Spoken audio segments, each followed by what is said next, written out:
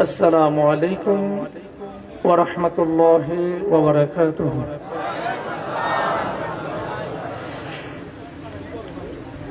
إن الحمد لله نحمده ونستعينه ونستغفره ونؤمن به ونتوكل عليه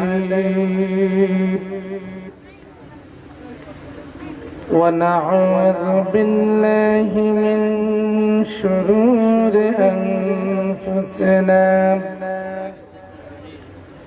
ومن سيئات أعمالنا.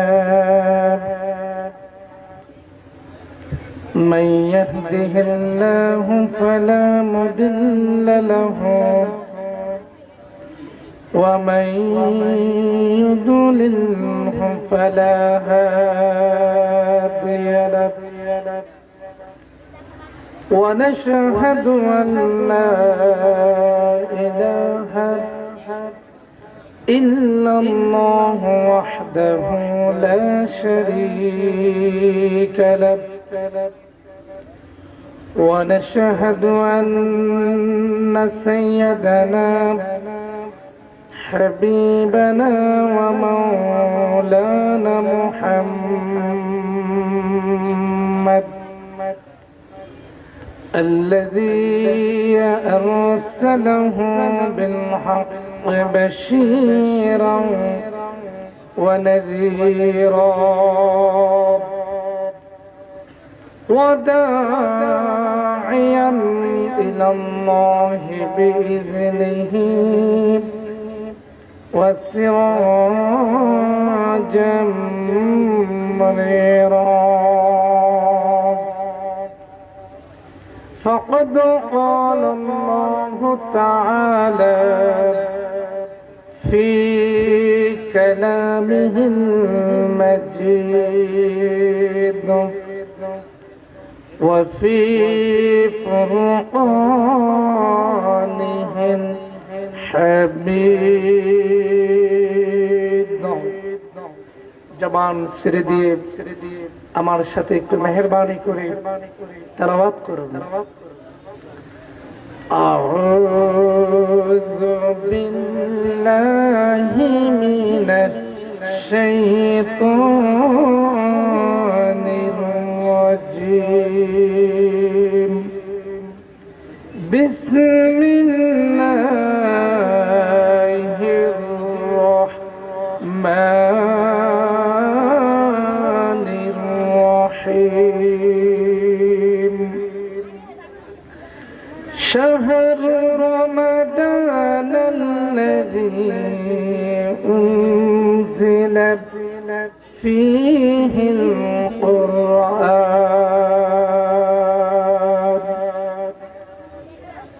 صدقت يا ربنا.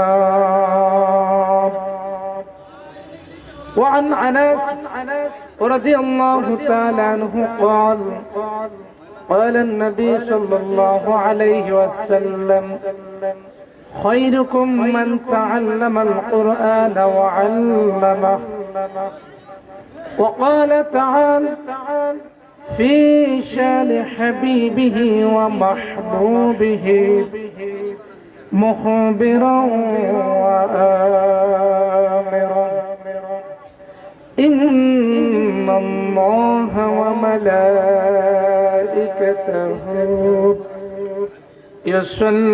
يصلون على النبي يا أيها الذين آمنوا صلوا عليه وسلموا تسليما. اللهم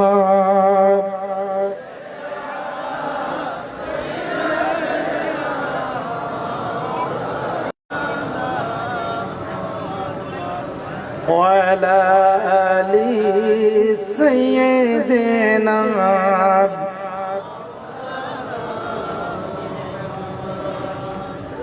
হাজারো ব্যথা বেদনার পরে ফিরে আসনি তুমি আপন ঘরে, দিনের আলো তুমি ছড়িয়ে দিতে চলে গেলে মদিনায় মক্কা ছেড়ে। হে রাসূল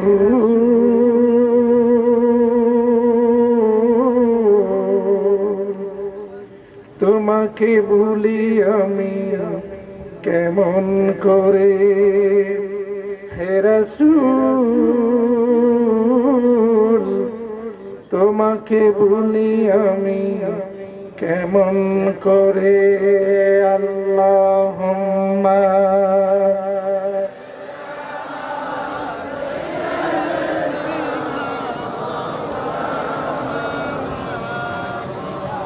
وعلى آل سيدنا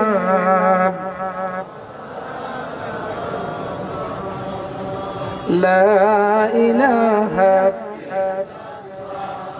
لا إله لا إله لا إله لا إله إلا الله محمد رسول الله সকলেই পড়ি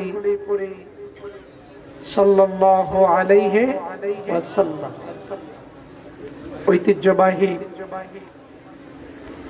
কুমিল্লা জেলার অন্তর্গত নাঙ্গলকোট থানার ঐতিহ্যবাহী গ্রাম, ঐতিহ্যবাহী এলাকা সাতবাড়িয়া দক্ষিণ পাড়া জামে মসজিদ কমিটি ও যুব সমাজের উদ্যোগে দ্বিতীয় বার্ষিক ঐতিহাসিক এই তাফসিরুল কোরআন মাহফিল পরম শ্রদ্ধেয় সভাপতি উস্তাজুল আসাতিজা খতিবুল উম্মাহ আমাদের সকলের মধ্যমণি প্রাণ পুরুষ, সিংহ পুরুষ, আল্লাহর জমিনে আল্লাহর দ্বীন কায়েমের অকুতোভয় সৈনিক বয়োবৃদ্ধ হযরতুল আল্লাহ মাওলানা মঈনউদ্দিন সাহেব দামাত বরকাতুহুম আলিয়া, আল্লাহ পাক মুহতারামকে নেক হায়াত দারাজ করুন বলে আমিন। আল্লাহ তাআলা তার স্বাস্থ্যকে সুস্থ রেখে দ্বীনের মহান জিম্মাদারিকে সুন্দরভাবে আঞ্জাম দেওয়া আল্লাহ পাক যেন আরো তাকে তৌফিক দান করেন বলে আমিন। আজকের এই মহতী অনুষ্ঠানের প্রধান মুফাসসির, বিশিষ্ট ইসলামী চিন্তাবিদ, সুমধুর কণ্ঠস্বর, তরুণ উদীয়মান, ইতিমধ্যেই সারা বাংলাদেশে গ্রামে গঞ্জে পথে প্রান্তরে দিক থেকে দিগন্তে, টেকনাফ থেকে তেতুলিয়া, রূপসা থেকে পাতুরিয়া, প্রতিটি জনপদে কোরআন এবং হাদিস থেকে নিখুঁত, নির্ভুল ও যুগোপযোগী আলোচনা করে ইসলামের মনোভাবাপন্ন দিনদার মুসলিম ভাই এবং বোনদের হৃদয়ের মণিকোটায় যিনি জায়গা করে নিয়েছেন, স্থান করে নিয়েছেন, আমার প্রিয় ভাই মাওলানা মাহমুদুল হাসান, আল্লাহ তাআলা তার কণ্ঠকে দারাজ করে দেন বলে আমিন। আল্লাহ পাক এই জমিনে শূন্যতা, এই সমস্ত আলেমী দ্বীনদের মাধ্যমে আল্লাহ পাক যেন এই শূন্যতা পূরণ করে দেন বলে আমিন। আজকের এই মাহফিলের অন্যতম আকর্ষণ এলাকার গৌরব, এলাকার কৃতি সন্তান, আমার অত্যন্ত প্রিয় ভাই, মহব্বতের ভাই, দিনী ভাই, হযরতুল আল্লাহ মাওলানা আবু তাহের ভূঁইয়া সাহেব, খতিব সেন্ট্রাল জামে মসজিদ কুমিল্লা। অত্যন্ত সুন্দর, প্রাণবন্ত, হৃদয়গ্রাহী, প্রাঞ্জল, কোরআন এবং হাদিসের তথ্যপূর্ণ, তথ্যভিত্তিক আলোচনা রেখে আজকের এই আয়োজনকে ধন্য করেছেন। আমি মুহতারামের জন্য আপনাদের সকলের কাছে দোয়া চাচ্ছি, আল্লাহ তাআলা তাকে যেন দ্বীনের খেদমতে একজন খাদিম হিসেবে কবুল করে নেন বলে আমিন। আমি আসার আগ থেকে আপনাদেরকে ইসলামিক কালচার এন্ড সিভিলাইজেশন একটি অংশ, ইসলামী সংস্কৃতির একটি প্রাণ, ইসলামী সঙ্গীত, যার সুললিত কণ্ঠে সঙ্গীত শুনে, গান শুনে, কোন রকম বাদ্যযন্ত্র ছাড়া সুন্দর সঙ্গীত শুনে আপনাদেরকে যিনি মুগ্ধ, বিমোহিত, বিমুগ্ধ করে রেখেছেন, সুর সম্রাট জনাব মশিউর রহমান, আল্লাহ পাক তার কণ্ঠটাকে আরো বেশি শ্রুতিময়, সুন্দর করে দিন, বলেন আমিন। সম্মানিত প্যারা হাজরিন, সম্মানিত প্রিয় উপস্থিতি, আজকের এই মাহফিলে আসতে পেরে, বসতে পেরে আমরা খুশি না বেজার? অল্প না বেশি? যে মনিব, যে মালিক আমাদেরকে পারিবারিক কর্মসূচি ব্যস্ততা, প্রাত্যহিক জীবনের সমস্ত কর্ম ব্যস্ততা পরিহার করে কোরআনুল কারীমের এই মজলিসে আসার, বসার, বলার, শোনার সুব্যবস্থা করে দিয়েছেন, সেজন্য আমাদেরকে কৃতজ্ঞতা, শুকরিয়া জানাতে হবে একমাত্র কার কাছে? হয়নি? আর একটু চিৎকার করে সমস্বরে আমরা বলি কার কাছে? আল্লাহর কাছে। আল্লাহ তাআলা বলেছেন, যদি কোনো বান্দা আল্লাহ পাকের নিয়ামতের শুকরিয়া আদায় করে, কৃতজ্ঞতা প্রকাশ করে, তাহলে আল্লাহ তাআলা কি তার উপরে খুশি না খুশি? কম না বেশি? এজন্য দিনদার, ইমানদার, মুমিন সর্ব অবস্থা প্রশংসা করবে কার? শুধুমাত্র মানব জাতি আল্লাহ পাকের প্রশংসা করে, আর কেউ কি করে না? কোরআনুল কারীমের ভিতরে আল্লাহ রাব্বুল আলামিন সুন্দর করে জানিয়ে দিলেন, পৃথিবীবাসী তোমরা শোনো, শুধু মানব জাতি নয়, জিন জাতি নয়, জিন এবং ইনসান, তামাম মাখলুকাত, তামাম সৃষ্টি জগৎ আল্লাহ রাব্বুল আলামিনের প্রশংসা করে। সাব্বাহা লিল্লাহি মা ফিস সামাওয়াতি ওয়া মা ফিল আরদ, আসমান এবং জমিনে যা কিছু আছে সব তাসবিহ পাঠ করে কার? দরুদ এবং সালাম সর্বকালের, সর্বযুগের সর্বশ্রেষ্ঠ মহাপুরুষ, নবীকুল শিরোমণি, সাইয়্যিদুল মুরসালিন, রাহমাতুল লিল আলামিন, মুহাম্মদুর রাসূলুল্লাহ সাল্লাল্লাহু আলাইহি ওয়াসাল্লাম, তার প্রতি। সম্মানিত পেয়ারা হাজরিন, এমন একটি মুহূর্তে আজকে আমরা এখানে সমবেত হয়েছি, যেই মুহূর্তটি পৃথিবীর ইতিহাসে অত্যন্ত একটি ক্রান্তিকাল অতিক্রম করছে। কি বলেন ঠিক কিনা? আমরা ইতিহাসের এক চরম ক্রান্তিকাল অতিবাহিত করছি। We are going through an extreme transition in history. ইতিহাসের এক কঠিন ক্রান্তিকালের মধ্যে আমরা আছি। Today, the whole world is destroyed by the corona epidemic. Corona মহামারীতে আজকে সারা পৃথিবী আক্রান্ত। বিপর্যস্ত, স্থবির, মানবতার সমস্ত কিছু আজ অকিছু হয়ে গেছে। Already 2 million people has died। ইতিমধ্যে সারা পৃথিবী থেকে প্রায় 20 লক্ষের অধিক মানুষ মৃত্যুবরণ করেছে করোনা মহামারীতে। কি বলেন ঠিক কিনা? About 200 million people have been infected by the corona epidemic। প্রায় 20 কোটির অধিক জনগণ সারা পৃথিবীতে আজকে করোনা মহামারীতে আক্রান্ত। এই অবস্থার মধ্যেও এই সাতবাড়িয়ায় আল্লাহ তাআলা যে আমাদেরকে এখনো করোনা মহামারী থেকে সুস্থ রেখে, ভালো রেখে এই মাহফিলে আসতে সুযোগ করে দিয়েছেন, এটা কি আল্লাহ তাআলার বিশেষ দয়া নয়? কি বলেন, বিশেষ দয়া নয়? আমার প্রশ্ন, বাংলাদেশের economic condition is the very পর। বাংলাদেশের ইকোনমিক অবস্থা অত্যন্ত দুর্বল, বিশেষ করে উন্নত বিশ্বের তুলনায়। কথা বলেন ঠিক কিনা? বাংলাদেশের স্বাস্থ্য ব্যবস্থা উন্নত দেশের তুলনায় ভালো না খারাপ?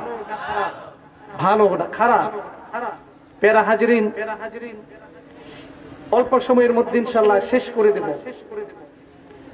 তাহলে যে দেশের অর্থনীতি অত্যন্ত দুর্বল, স্বাস্থ্য ব্যবস্থা অত্যন্ত দুর্বল, সেই দেশে ডাক্তার শূন্যতা, মেডিসিনের স্বল্পতা, অর্থ ব্যবস্থার অপর্যাপ্ততা, সবকিছু মিলেও অন্যান্য দেশের চাইতে আমাদের দেশ করোনার দিক থেকে ভালো না খারাপ? প্রশ্ন হতে পারে, এটা কিভাবে সম্ভব? How impossible? এটা কিভাবে সম্ভব হয়েছে? আপনি হয়তো আমার সাথে একমত হবেন বা দ্বিমত পোষণ করবেন, করতেই পারেন। বাংলাদেশে কেন হলো? গবেষকরা যেখানে বলেছে, ওয়ার্ল্ড হেলথ অর্গানাইজেশন WHO, জাতিসংঘ, পৃথিবীর অন্যান্য সংস্থা যেখানে বলেছে বাংলাদেশের প্রায় 20 লক্ষ লোক করোনায় মারা যাবে, কিন্তু 20 লক্ষ তো দূরে থাক, এখনো পর্যন্ত 20,000 অতিবাহিত করে নাই। কথা বলেন ঠিক কিনা? এটা একমাত্র সম্ভব হয়েছে এই দেশ অলিয়া উলিয়ার দেশ, এই দেশ শহীদ তিতুমির দেশ, এই দেশ খান জাহান আলীর দেশ, এই দেশ শাহজালাল ইয়ামিনের দেশ, এই দেশ শাহ মখদুমের দেশ, এই দেশ হল আলেম ওলামার দেশ, এই দেশ মসজিদের দেশ, মাদ্রাসার দেশ, এই দেশ হল দিনদার ইমানদার মুসলমানের দেশ। কথা বলেন ঠিক কিনা? আমার ভাইরা,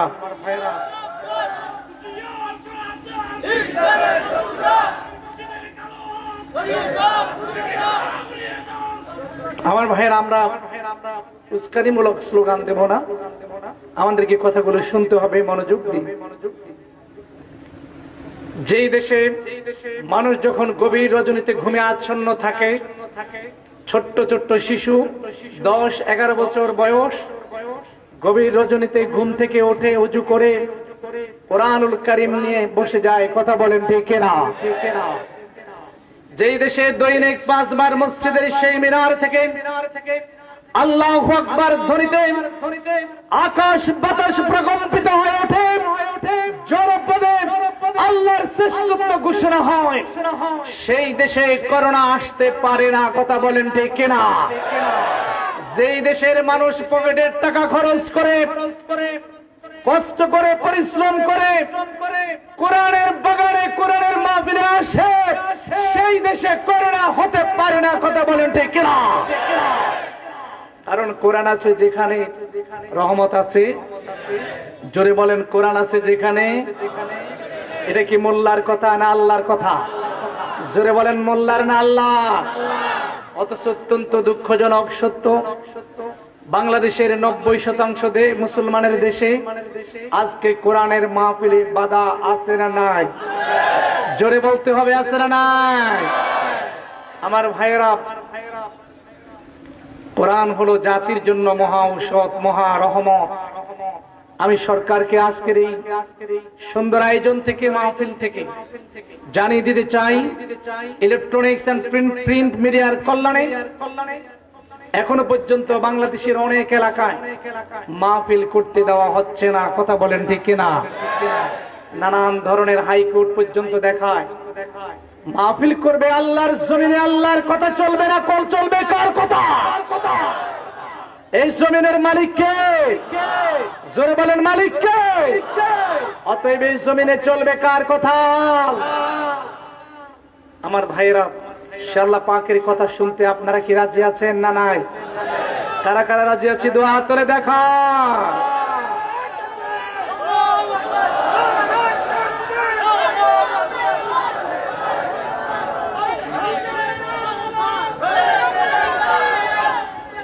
আমার ভাইরা, ভূমিকার দীর্ঘায়িত না করে যে আয়াতে কারিমাটি আমি তেলাওয়াত করেছি সে আয়াতের আলোকে কিছু কথা বলার চেষ্টা করব। আল্লাহ পাক তৌফিক দান করেন বলে আমিন। প্রিয় ভাইরা আমার, আল্লাহ তাআলা বললেন সূরা বাকারা, শাহরু রমাদান আল্লাযী উনজিলা ফীহিল কুরআন, এই কোরআনুল কারীম আমি নাজিল করেছি, অবতীর্ণ করেছি রমজান মাসে। সুবহানাল্লাহ বলবো না?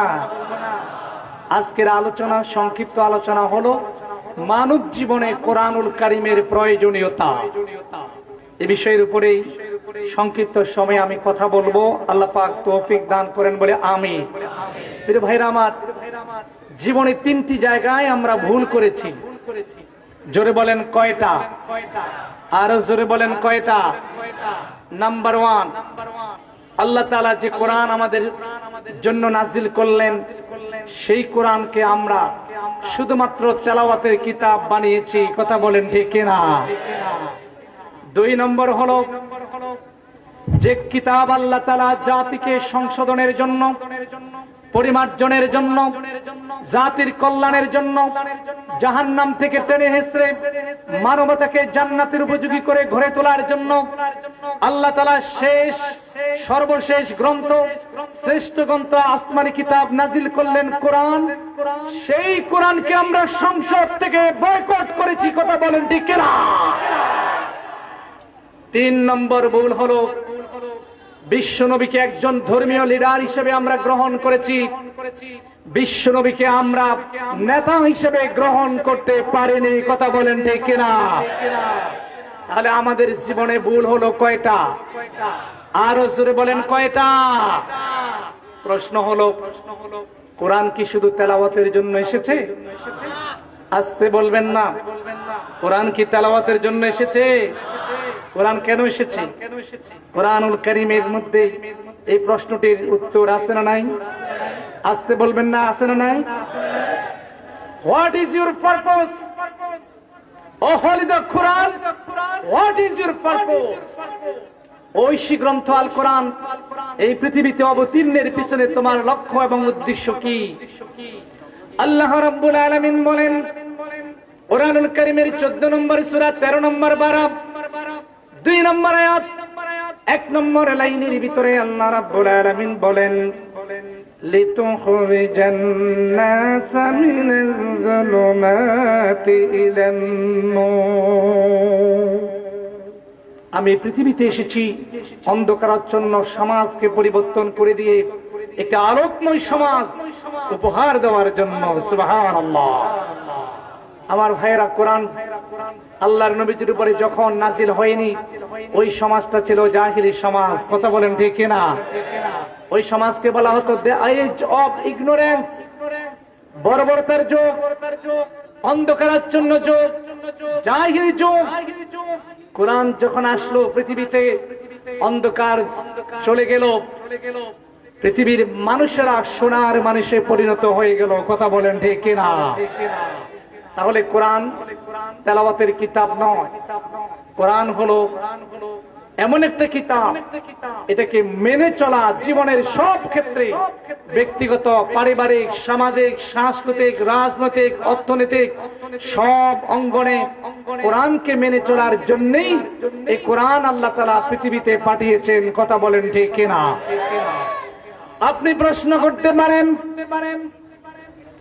আমি যদি তাহলে এটা তেলাওয়াত করি আমার কি কোনো লাভ হবে না? আমার কি কোনো কল্যাণ হবে না? আমার ভাইয়েরা, রমজান মাস আসলে পরে কোরআন তেলাওয়াত করার ধুম পড়ে যায়। মসজিদে মসজিদে কোরআনে খতমে কোরআনের তারাবি শুরু হয়ে যায়। বাকি 11টি মাস কোরআনের সাথে কোনো সম্পর্ক নাই। কি বলেন ঠিক কিনা? একটি মাস আসলে আমরা কোরআনকে যত মহব্বত করি, সম্মান করি, বাকি 11টা মাস কোরআনুল কারীমকে সেই ধরনের তাজিম কি আমরা করি? আমার ভাইয়েরা, শুধুমাত্র রমজান মাসে পরে তেলাওয়াত করব, বাকি 11টি মাস কোরআনুল কারীম তেলাওয়াত করব না, এটা কোন মুসলমানের কাজ হতে পারে না। কোন মুসলমান যদি আল্লাহর এই কোরআনের একটি অক্ষর তেলাওয়াত করে, নবীজি বলেছেন, মান ক্বারা হারফান মিন কিতাবিল্লাহ, আল্লাহর নবী বলেছেন, বিশ্ব নবী বলেছেন, যে ব্যক্তি আল্লাহর এই কালাম থেকে একটি হরফ তেলাওয়াত করে, একটি হরফ তেলাওয়াতের বিনিময়ে আল্লাহ রাব্বুল আলামিন তার আমলনামায় 10টা নেকি লিখে দেন।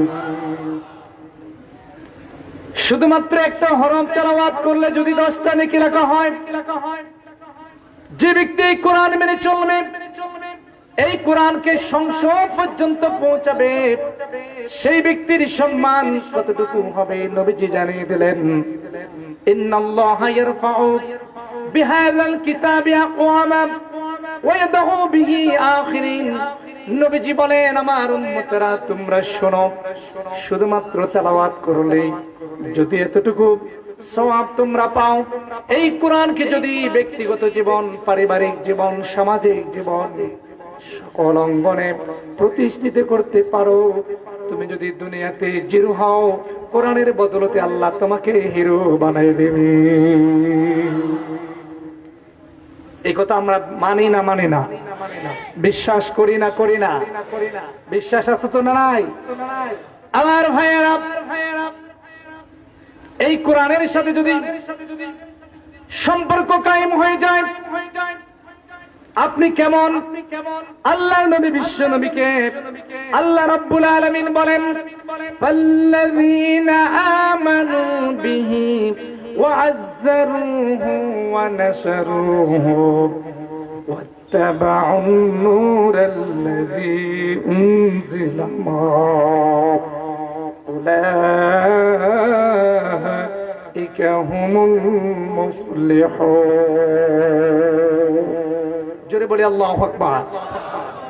আল্লাহ পাক বলেন, ও নবী, আপনি আপনার উম্মতদেরকে জানিয়ে দিন, ওয়াল্লাযীনা আমানু, যারা ঈমান আনবে, আমানু বিহি, আমি যে কিতাব নাযিল করেছি এই কিতাবের উপরে যারা ঈমান আনবে, বিশ্বাস স্থাপন করবে, ওয়া আযযারুহু, এই কিতাবকে যারা সম্মান করবে, মর্যাদা দিবে, ইজ্জত দিবে, ওয়া নাসরুহু, ও নবী আপনাকে যারা সাহায্য করবে, আপনাকে যারা সহযোগিতা করবে, ওয়াত্তাবাউন নূর আল্লাযী উনজিলা মা'আহু, ও নবী আপনার প্রতি যে নূর আমি অবতীর্ণ করেছি, এই নূর যারা অনুসরণ করবে। এখানে ইত্তেবা বলা হয়েছে। ইত্তেবা কাকে বলে? ইত্তেবা মানে হলো, আমি একটা উদাহরণ দিয়ে বোঝাতে চাই আমার ভাইয়েরা, মনে করেন আপনাদের এই 7 বারিয়া, এই যে মসজিদের ইমাম সাহেব, তিনি যখন নামাজে দাঁড়িয়ে যান, আল্লাহু আকবার বলে যখন দাঁড়িয়ে যান, পিছনে যদি 1000 মুসল্লি থাকে, 1000 মুসল্লি ইমামকে অনুসরণ করে না? করে না? জোরে বলেন, করে না? করে না? ইমাম কয়জন? মুসল্লি কয়জন? 1000। ইমাম সাহেব যদি রুকুতে যায়, মুসল্লি সিজদায় যায় না রুকু? কথা বলেন। ইমাম সাহেব যদি রুকুতে যায়, মুসল্লিরাও রুকুতে যায়, ইমাম সাহেব যদি সিজদায় চলে যায়, মুসল্লি ভাইয়েরাও সিজদায় চলে যায়। তার মানে হলো ইমাম সাহেব যা করে তাই করে, একটু বাড়ায়ও না একটু কমায়ও না। কথা বলেন ঠিক কিনা? কোন মুসল্লি যদি ইমাম সাহেবের চাইতে বাড়ায় এবং কমায়, তার নামাজ কি হবে নাকি? জোরে বলেন হবে নাকি? তার মানে হলো আমার ভাইরা, ইত্তেবা মানে হলো এই কিতাবকে যেইভাবে আছে 6666টি আয়াত যেইভাবে আছে সেইভাবে আপনাকে মেনে চলতে হবে। বাড়ানো যাবে না, কমানো যাবে না। এটার নাম হলো কোরআনকে মেনে চলা। কথা বলেন ঠিক কিনা? আজকের এই সারা বাংলাদেশের 18 কোটি মানুষের মধ্যে এই আয়াতের আলোকে বিচার বিশ্লেষণ করেন। আপনারা দেখেন, বিচার বিশ্লেষণ করেন, তাহলে নিজেরাই বুঝতে পারবেন সত্যিকার অর্থে কত শতাংশ মানুষ কোরআনকে মেনে চলে। এর সংখ্যাটা অনেক বেশি না কম? আসতে বলবেন না, কম না বেশি? অনেক কম, অনেক কম। আমার ভাইয়েরা, এজন্য একটা ভুল করলাম, কোরআনকে শুধু তেলাওয়াতের কিতাব বানিয়েছি। এটা হলো জীবনের প্রথম ভুল। জীবনের দ্বিতীয় ভুলটা হলো আমার ভাইয়েরা, আমরা কোরআনকে শুধুমাত্র ধর্মীয় কিতাব মনে করেছি। বাইবেল যেভাবে ধর্মীয় কিতাব, রামায়ণ মহাভারত যেইভাবে ধর্মীয় কিতাব, সপ্তাহে একদিন, মাসে কয়েকদিন, বছরে কয়েকদিন এটার কাছে যায়। কথা বলেন ঠিক কিনা? আপনারা দেখবেন হিন্দু যারা, অন্য মুসলমান, অন্য বিধর্মী যারা, তারা কিন্তু তাদের ধর্মীয় অনুষ্ঠানগুলো টাইম টেবিল অনুযায়ী পালন করে। কথা বলেন ঠিক কিনা? ধর্মীয় পুস্তকের কাছে তারা টাইম টেবিল অনুযায়ী যায়। আমি প্রশ্ন করি, মুসলমানদের জন্য আল্লাহ তাআলা যে কিতাব দিলেন, মুসলমানরা কি এটার কাছে টাইম টেবিল মেনটেন করে যাবে? আসতে বলেন, যাবে? আমার ভাইয়েরা, কোরআনুল কারীমকে আমরা ধর্মীয় কিতাব মনে করেছি।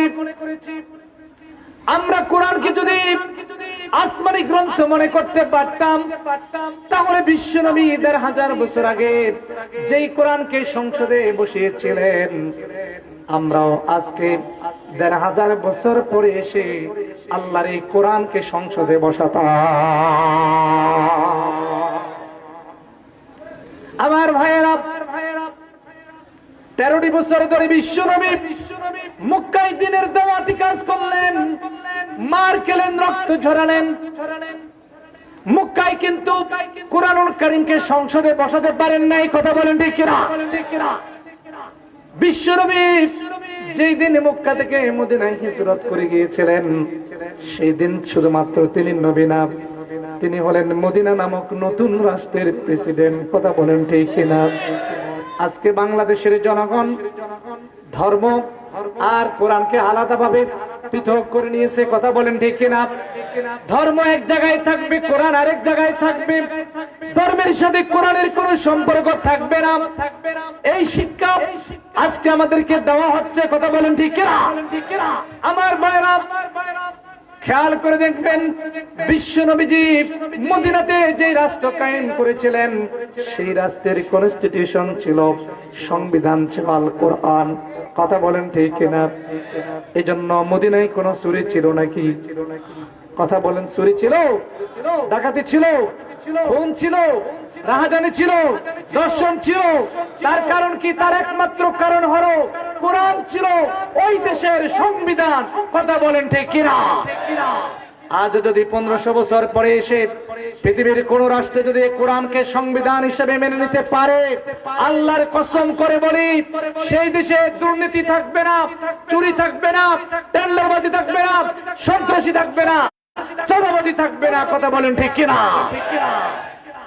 আমার ভাইয়েরা, এই ঘোষণা কার? আসতে বলবেন না কার? আল্লাহ। আমার ভাইয়েরা, এই কোরআনকে সংসদে নিয়ে যেতে কারা কারা চাই? দু হাত তুলে দেখায়।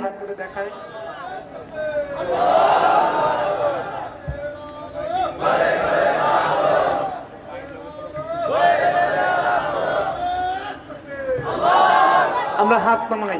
আমার প্রিয় ভাইয়েরা, আমার তাহলে জীবনের দ্বিতীয় ভুলের কথাটি আমি বললাম, কোরআনকে এখনো সংসদে নিয়ে যেতে পারেনি। তবে আমি বলতে চাই, যারা কোরআনকে সংসদে নিয়ে যেতে প্রচেষ্টা চালায় তাদের হতাশ হওয়ার প্রয়োজন নেই। কি বলেন ঠিক কিনা? কারণ আমরা শুধু চেষ্টা করে যাব, বিজয় দান করবেন কে? আরো জোরে বলেন কে? যারা এই কোরআনকে সংসদে নিয়ে যেতে চাইবে তাদের বিরুদ্ধেই মামলা হবে। কথা বলেন ঠিক কিনা? যারা এই কোরআনকে পার্লামেন্টে নিয়ে যাওয়ার স্বপ্ন দেখবে তাদেরকেই ফাঁসির কাস্টে ঝোলা লাগবে। কথা বলেন ঠিক কিনা? যেমনি ভাবে মিশরের সাইয়েদ কুতুবকে ফাঁসির কাস্টে ঝোলা লাগছে, একটাই মাত্র অপরাধ ছিল, তিনি স্বপ্ন দেখেছিলেন কোরআনকে পার্লামেন্টে নিয়ে যাওয়ার। কথা বলেন ঠিক কিনা?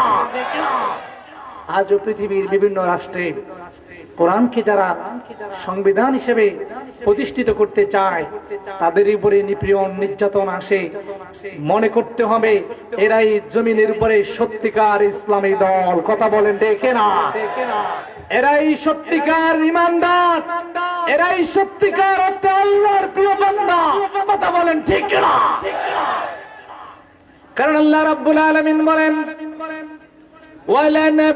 وَلَنَبْلُوَنَّكُمْ بِشَيْءٍ مِّنَ الْخَوْفِ وَالْجُوعِ وَنَقْصٍ مِّنَ الْأَمْوَالِ وَالْأَنفُسِ وَالثَّمَرَاتِ। আল্লাহ পাক পরীক্ষা করবেন, এটা ঘোষণা দিয়েছেন। এই পরীক্ষায় আসার পরে আমরা ভীত হই না, আমরা হারিয়ে যাই না, আমরা মন মরা হই না, হতাশ হই না, বরং পরীক্ষা যত আসবে আমাদের ঈমান তত মজবুত হবে। কথা বলেন ঠিক না? আল্লাহ রাব্বুল আলামিন বলেন, ওয়ালা তাহিনু ওয়ালা তাহজানু ওয়া আনতুমুল আলাউন ইন কুনতুম মুমিনিন। হতাশ হয়ো না, চিন্তা করো না, ও আমার বান্দারা, তোমরাই জমিনের মধ্যে বিজয়ী হবে যদি তোমরা সত্যিকার ঈমানদার হতে পারো। ঘোষণা কার? আসতে বলবেন না, ঘোষণা কার? তাহলে বোঝা গেল জমিনে যে আল্লাহ পাক এখনো বিজয় দান করছেন না, এর পিছনে হলো আমরা ঈমানদার হতে পারি। কি বলেন ঠিক কিনা? তাহলে আজকে থেকে আমাদেরকে ঈমানদার হওয়ার চেষ্টা করা লাগবে না? লাগবে না আমার ভাইয়েরা? 3 নম্বর হলো বিশ্বনবী শুধুমাত্র ধর্মীয় নেতা নয়, বিশ্বনবী হলেন রাহমাতাল লিল আলামিন, সাইয়্যিদুল মুরসালিন। কথা বলেন ঠিক কিনা? অন্যান্য ধর্মের যেভাবে ধর্মীয় গুরু আছে, আমাদের নবী কিন্তু সেভাবে ধর্মীয় গুরু নয়। তিনি একদিকে নবী, তিনি অন্যদিকে প্রেসিডেন্ট, অন্যদিকে তিনি যুদ্ধের সেনাপতি, অন্যদিকে তিনি হলেন রাষ্ট্রের মহানায়ক। কথা বলেন ঠিক কিনা? যতদিন পর্যন্ত না আমরা নবীজিকে শুধুমাত্র নবী হিসেবে নয়, আমরা নবীজিকে সেনাপতি হিসেবে, আমরা নবীজিকে প্রধান বিচারপতি হিসেবে, আমরা নবীজিকে রাষ্ট্রনায়ক হিসেবে মেনে নিতে না পারবো, ততদিন জমিনে শান্তি আসবে। কারণ আল্লাহ রাব্বুল আলামিন বলেন, মা আতাকুমুর রাসূল ফাখুযুহু ওয়া মা নাহাকুম আনহু ফান্তাহু। নবীজি তার জীবনে যা যা করেছেন তোমরা তাই করবে, নবীজি যা যা বর্জন করেছেন তা আমাদেরকে বর্জন করা লাগবে। এটার নাম হলো নবীজিকে মানা। কথা বলেন ঠিক না? আমার ভাইয়েরা, প্রশ্ন রাখি, নবীজি কি 3টা বছর ধরে দ্বীনের জন্য জেলখানায় বন্দী ছিলেন না? ছিলেন না? আসতে বলবেন না, ছিলেন না? ছিলেন না? কি অপরাধ ছিল? বিশ্বনবীর কি অপরাধ ছিল? তার মতো এমন মানুষ দ্বিতীয় আর কেউ আছে নাকি? তাহলে সেই নবীজিকে 1টি বছর নয়, 2টি বছর নয়, 3টি বছর জেলখানায় বন্দী হতে হয়েছে। আর কোনো কারণ নয়, একটি মাত্র কারণ, নবীজি এই জমিনে বলেছিলেন কার কথা? আরো জোরে বলেন কার? নবীজি এই জমিনে আল্লাহর কথা বলেছিলেন। আজ যারা জমিনে আল্লাহর কথা প্রচার করে, আল্লাহর দ্বীন প্রচার করে, তারাও জেলখানায় যাবে। কথা বলেন ঠিক কিনা? তারাও আছে জেলখানায় বন্দী আছে। কথা বলেন ঠিক কিনা? কোরআনের পাখি, কোরআনের কোকিল কণ্ঠ 50টি বছর ধরে সারা পৃথিবী জুড়ে কোরআনের দাওয়াত দিয়েছিলেন। হাজার হাজার মানুষেরা তার কণ্ঠের সুললিত কোরআনুল কারীম শুনে তাফসীর শুনে অনেক বিধর্মী মুসলমান হয়েছে, কথা বলেন ঠিক কিনা? আজকে সেই বাকিটা খাসার ভিতরে বন্দী আছে, কথা বলেন ঠিক কিনা? কি অপরাধ? অপরাধ তো মাত্র একটাই, তারা চেয়েছিল জমিনে কার হুকুম? আসতে বলবেন না কার? আমার ভাইরা, যেই স্বপ্ন দেখেছিলেন বিশ্বনবী, যার কারণে 3টি বছর ধরে তাকে জেলখানায় বন্দী হতে হয়েছে, আজ আমাদের কোরআনের পাখিও একই স্বপ্ন তিনি দেখেছেন, এই কারণে তিনিও জেলখানায় বন্দী। বাংলাদেশে 18 কোটি জনগণ সাক্ষী দেয়, পৃথিবীতে এমন কোন মানুষ নেই যাকে ফাঁসির রায় দেওয়ার পরে এত বেশি মানুষ শাহাদাত বরণ করেছে, কথা বলেন ঠিক কিনা? নারী, বৃদ্ধ, আবাল, বনিতা, শিশু, কিশোর সব শহীদি নজরানা পেশ করেছে। এরকম একজন মানুষ দ্বিতীয় দেখান, যার ফাঁসির ঘোষণায় মানুষেরা রাস্তায় নেমে এসেছে। আর এই পৃথিবীতে দ্বিতীয় আর কোনো মানুষ নাই, কথা বলেন ঠিক না? আমার ভাইয়েরা, আমাদের আল্লাহ ইনশাআল্লাহ তিনি আমাদের মাঝে আবারও ফিরে আসবেন, কথা বলেন ঠিক কিনা? আমরা এটা বিশ্বাস করি না? আমাদের আল্লাহ পাক তার পরীক্ষা নিচ্ছেন, যার ঈমান যত বড় তার পরীক্ষাও তত বড়, কথা বলেন ঠিক কিনা? আমার ভাইয়েরা, ইব্রাহিম আলাইহিস সালামকে আল্লাহ পাক বললেন খলিলুল্লাহ, আল্লাহর বন্ধু। এই জন্য ইব্রাহিম আলাইহিস সালামের জীবনে পরীক্ষা কম এসেছিল না বেশি? আসতে বলবেন না, কম না বেশি? এই জন্য আমাদের আল্লামার জীবনে পরীক্ষা কম না বেশি? 82 বছর বয়স, হার্ডেরিং পড়ানো, যার চেহারার দিকে তাকালে মানুষের দয়া হয় না, এরকম মানুষ জমিনে নাই, কথা বলেন ঠিক কিনা? অথচ বিশ্ব নবীর হাদিস, তারাল মুমিনিন في تراهمهم وتوديهم وتواتفهم كمثل الجسد إذا استكى عضو تداعى له سائر الجسد بالسهر والحمى। নবীজি বলেছেন, সত্যিকার মুমিন যদি দেখতে চাও, মুমিনেরা হবে এরকম একজন আরেকজনের প্রতি রহমশীল, কথা বলেন ঠিক কিনা? আমাদের আল্লাহকে দেখে যাদের হৃদয়ে দয়া লাগে না, যাদের হৃদয়ে কান্না আসে না, মায়া লাগে না, বুঝতে হবে তারা ঈমানদার নয়, কথা বলেন ঠিক কিনা? আমাদের ভাইরা, এই 82 বছর বয়সে হাঁটতে পারে না, এখনো পর্যন্ত কনকনে ঠান্ডার মধ্যে কত মানবতার জীবন যাপন করছেন।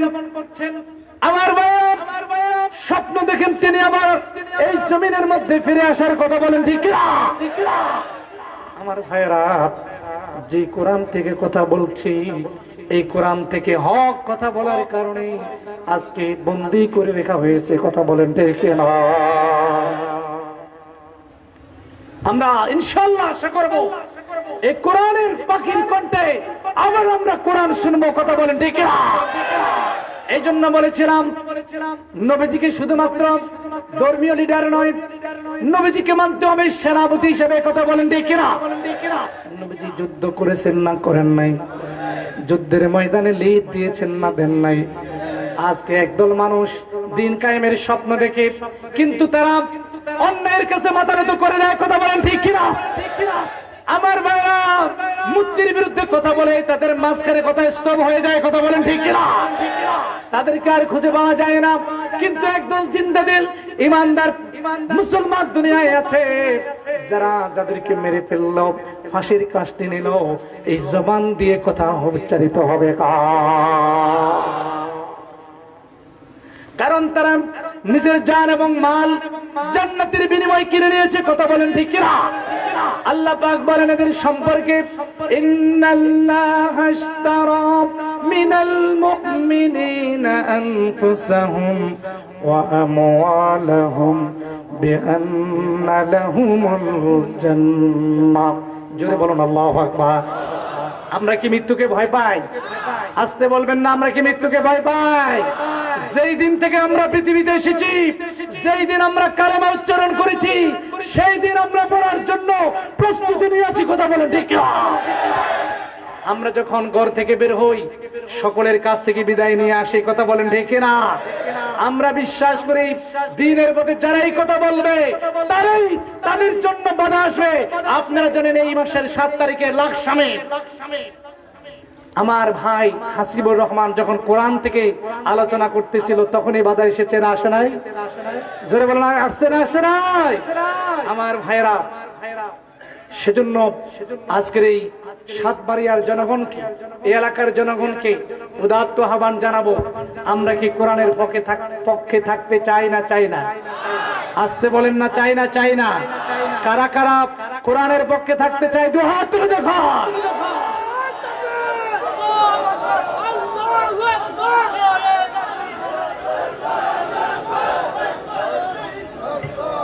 হাত নামাই, হাত নামাই। আল কোরআনের ওই পাখিটারে, আল কোরআনের ওই পাখিটারে রেখো না খাঁচায় আরে বন্দি করে। আল কোরআনের ওই পাখিটারে রেখো না খাঁচায় আরে বন্দি করে। গাইতে দাও আমার কোরআনের গান লাখো জনতার মাঝে মধুর সুরে। আল কোরআনের ওই পাখিটারে রেখো না খাঁচায় আর বন্দি করে। কে বলেন ঠিক না? আমার ভাইরা, আজকে যে সমস্ত যুবক ভাই এবং এই মসজিদ কমিটি এত সুন্দর আয়োজন করলেন, মসজিদ কমিটিকে এবং যুবক ভাইদেরকে যারা অক্লান্ত পরিশ্রম করে কোরআনের বাগান সাজিয়েছেন, জান্নাতের বাগান সাজিয়েছেন, আপনাদের সকলকে আন্তরিক মোবারকবাদ জানাচ্ছি। এবং যারা দূর দূরান্ত থেকে কোরআনের আলোচনা শোনার জন্য এসেছেন সকলকে প্রাণ ঢালা অভিনন্দন এবং মোবারকবাদ জানাচ্ছি। আমার জন্য দোয়া আছে। আমার আলোচনা এখানে শেষ করছি। আসসালামু আলাইকুম ওয়া রাহমাতুল্লাহি ওয়া বারাকাতুহু। সকলে বলি মাশাআল্লাহ, আলহামদুলিল্লাহ। আমরা ইসলামকে ভালোবাসি তো, কোরআনকে ভালোবাসি, হাদিসকে ভালোবাসি, রাসূলকে ভালোবাসি। কে কে রাসূলকে ভালোবাসি? দুহাত তুলে আল্লাহকে দেখা।